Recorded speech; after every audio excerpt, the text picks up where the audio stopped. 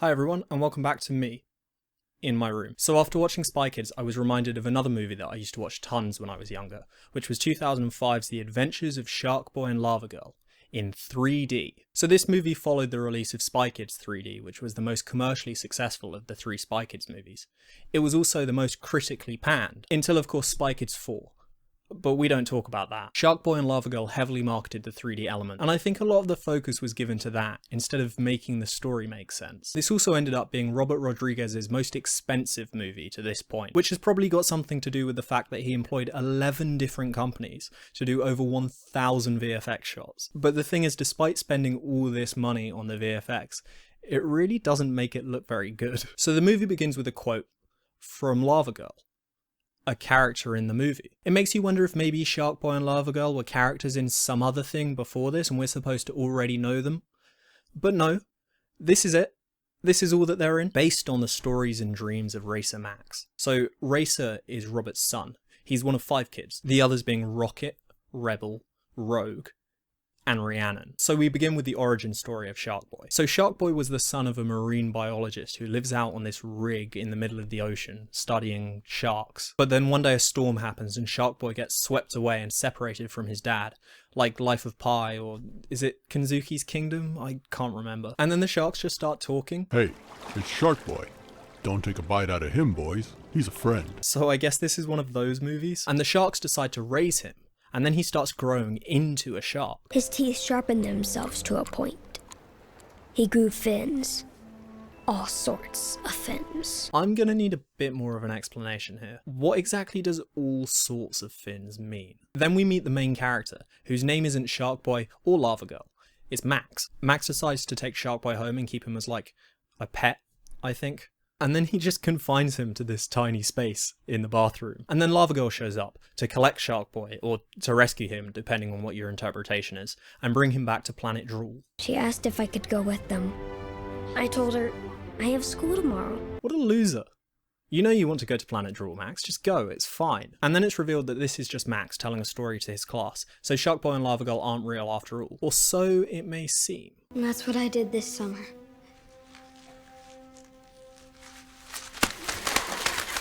This is one of many moments of 3D-ness in the movie that are just there for the gimmick. And apparently Max's teacher is George Lopez. Now, George Lopez is no Antonio Banderas or George Clooney, but it's still really crazy that Robert Rodriguez can get so many big-name actors to be in his ridiculous kids' movies. And then we meet the best character in this movie. We were supposed to tell true stories. That is a true story. Fucking Linus. We all knew a Linus at school. Does Lavagirl have special powers? There's no such thing as Lavagirl.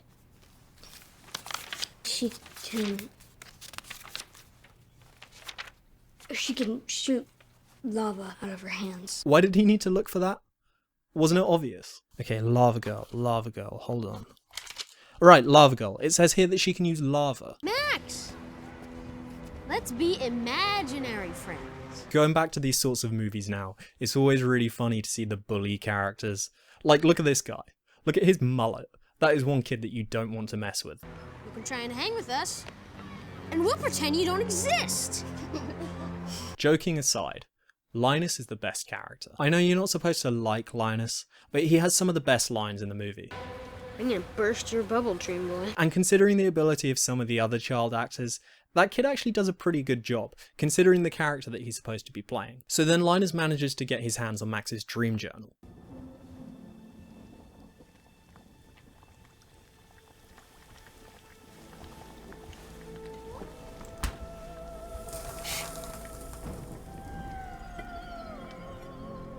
Sharkboy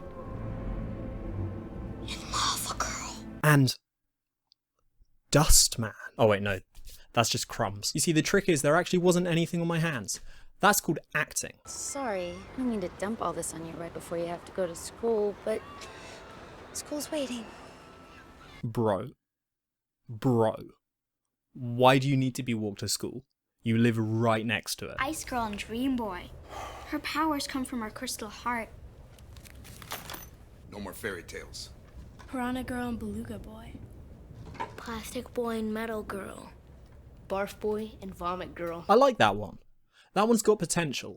I'll be happy to change places with you. It's a lot warmer back there in my spot. But I have to sit up front.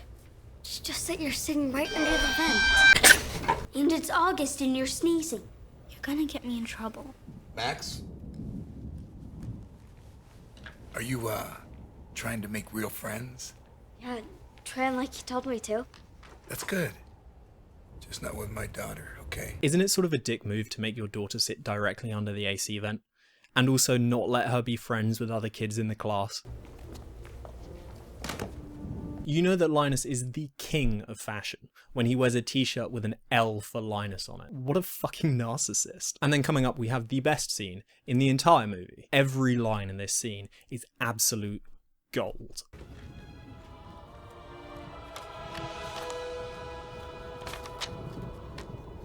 He ruined my dream journal! I did not! Mr. Electric, send him to the principal's office and have him expelled! You're in my class, not the other way around. I know everything, and you know nothing.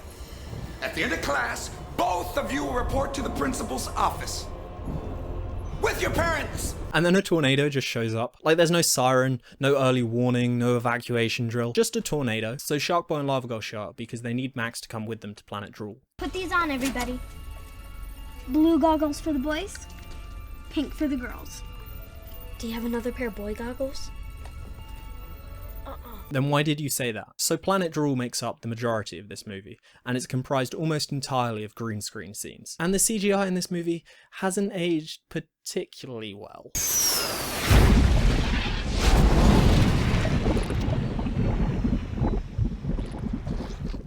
So Sharkboy and Lavagirl need Max to save his dream planet, Planet Drool, because Max's dreams are going bad, which is messing with the planet or something. And to do that, they need to get to the other side of the planet, to the dream lair. So the first thing they have to do is save a bunch of kids who are trapped on this never-ending roller coaster. And Lavagirl, of course, does the only thing she can do, which is spray the coaster with lava. And really think about it. Out of all the superpowers you could have, lava powers really aren't that useful, are they? What are you going to do if a bunch of people are trapped inside a burning building? Are you going to spray it with lava? Who knows where Mr. Electric is hiding? Everyone? They're not raising their hands. They're all upside down. Where did Max come from? There isn't anywhere for him to stand. The three of them then go to confront the person that's responsible for trapping these kids on the coaster. And that person is Mr. Electric. What the fuck?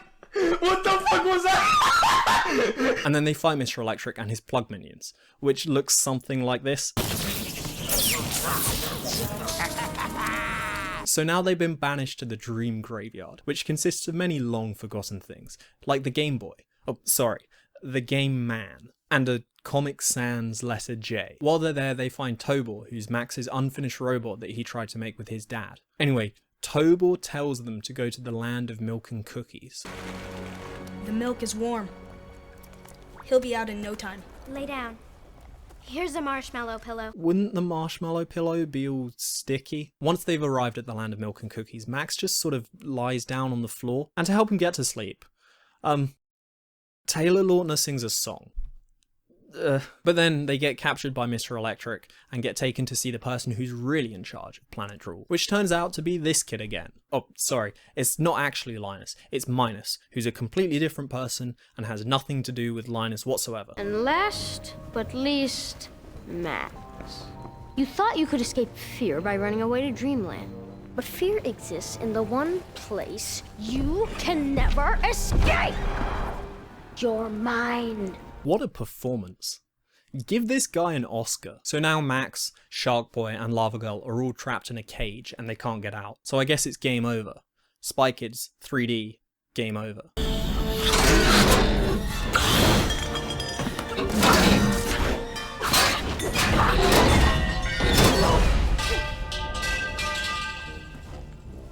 Well, that was easy. What was that, like 30 seconds in that cage? Then they go and get Max's journal back from Minus, and Max reads it to find out more about Sharkboy and Lavagirl's powers. But Max wrote everything in that dream journal, so shouldn't he know everything about Sharkboy and Lavagirl already? Sharkboy,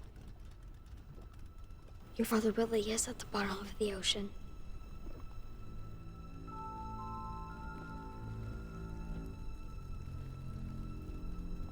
He's in a submarine. Looking for you. Max, dude, you've got to find a better way of saying these things. And then Lavagirl just destroys the journal. Great job, Lavagirl. So they finally arrive at the ice castle for real this time. Oh, and the ice princess is Mr. Electric's daughter, Marissa. But then Lavagirl sort of becomes, how do I put this? Not Lavagirl. And so they're probably going to find some way to thaw her out before they can continue on her journey, right? Nope.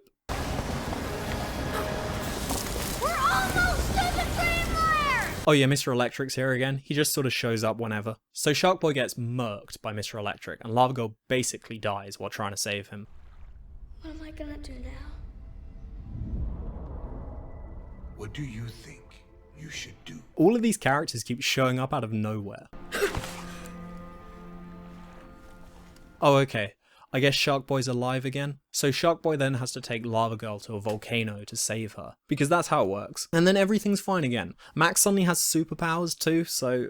And now it's time for the final showdown. Minus's piranhas versus Max's bubbles. But then Max and Linus, or Minus, or whoever, become friends apparently. And Mr. Electric gets gored by sharks. And it's all okay. Kind of. Because Max wakes up and it's all a dream. Which was pretty obvious because they mentioned it a few times already. Dream. Dreams. Dream. You're dreaming. Everyone follow me, I said. We gotta find shelter.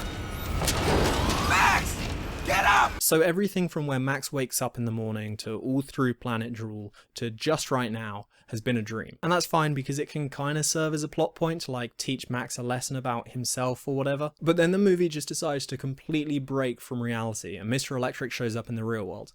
And I never understood what was going on here.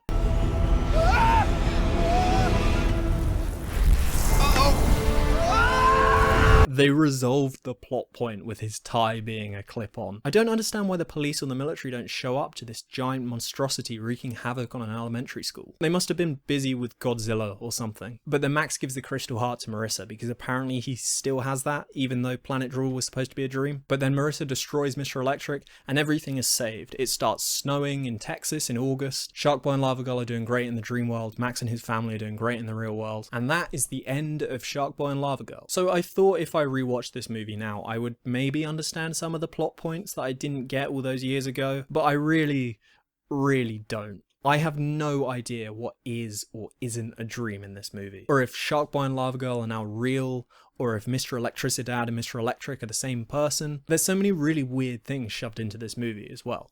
Tobor definitely doesn't need to be there. Visually, this movie is horrific. So much CGI is used, and even when it's really not necessary. Apparently Robert Rodriguez appears in the credits 14 times, which could maybe suggest that a lot of the weirdness from this movie is caused by him micromanaging everything. But in a way, I'm kind of happy that this exists. I love the fact that despite how expensive movies are to make and how many people are needed and how much work is involved, that things like this still get made. So there you have it. The Adventures of Sharkboy and Lavagirl in 3D. I hope you enjoyed this video. Let me know if there's another one you want me to cover, and I'll see you next time.